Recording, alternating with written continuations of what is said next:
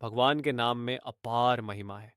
घोर पापी और हिंसक स्वभाव के व्यक्ति भी जब भगवान के नाम का आश्रय लेते हैं तो वे बड़े बड़े महात्मा बन जाते हैं। उनके जीवन का कल्याण हो जाता है। मनुष्य से भूलवश अपराध हो सकते हैं, लेकिन यदि वह भूल से भी भगवान का नाम ले ले तो उसके सारे पाप नष्ट हो जाते हैं। भगवान के नाम की महिमा इतनी अपार है कि यदि कोई निरंतर उनका नाम जपता है तो वह भगवान के स्वरूप को प्राप्त कर लेता है। यह भी कहा गया है कि यदि कोई एक बार ही सच्चे मन से भगवान का नाम ले ले तो भी वह उसके जीवन के लिए अत्यंत कल्याणकारी हो जाता है।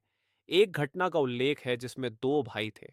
एक पुण्यात्मा था और संतों की सेवा करता था, जबकि दूसरा पापी था, शराब पीता था, मांस खाता था और संतों का अपमान करता था। एक दिन संतों का एक समूह उनके घर आया। बड़े भाई ने संतों का स्वागत किया, चरणामृत लिया, आरती की और भोजन कराया। उसी समय छोटा भाई नशे की हालत में आया और संतों को गाली देने लगा। बड़े भाई ने संतों से क्षमा मांगते हुए कहा, इस पर दया कीजिए, इसकी बुद्धि भ्रष्ट है।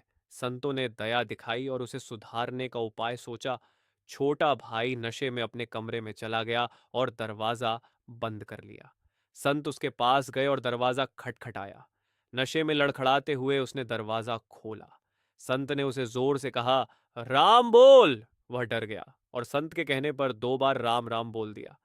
जब उसका मृत्यु का समय आया तो यमराज ने उसके कर्मों का लेखा जोखा देखा। उसके घोर पापों के बावजूद उसने दो बार राम राम कहा था। यमराज ने कहा, इसके पाप तो भारी हैं, लेकिन राम नाम की महिमा अपरंपार है। मैं निर्णय नहीं कर सकता।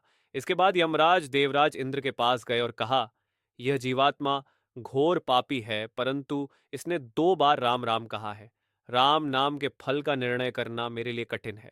इंद्र ने कहा, राम नाम की महिमा को मापना मेरे सामर्थ्य से बाहर है। मैं निर्णय नहीं कर सकता। ये तो भगवान ब्रह्मा ही बता सकते हैं।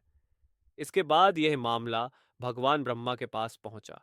ब्रह्मा जी ने विचार किया और कहा, राम नाम की महिमा इतनी अपार है कि इसे मापने की सामर्थ्य मुझ में भी नहीं है। मैं तो सृष्टि का निर्माता हूं, लेकिन राम नाम की महिमा का निर्णय नहीं कर सकता। इसका उत्तर तो भगवान शंकर दे सकते हैं, क्योंकि वे निरंतर भगवान का नाम जपते हैं। जब मामला भगवान शिव के पास पहुंचा तो शिव जी ने कहा, राम नाम की महिमा का वर्णन करना भी कठिन है।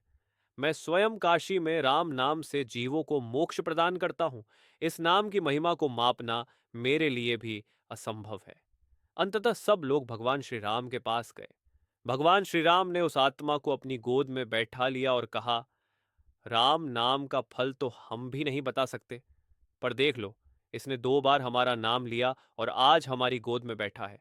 यही राम नाम की महिमा है।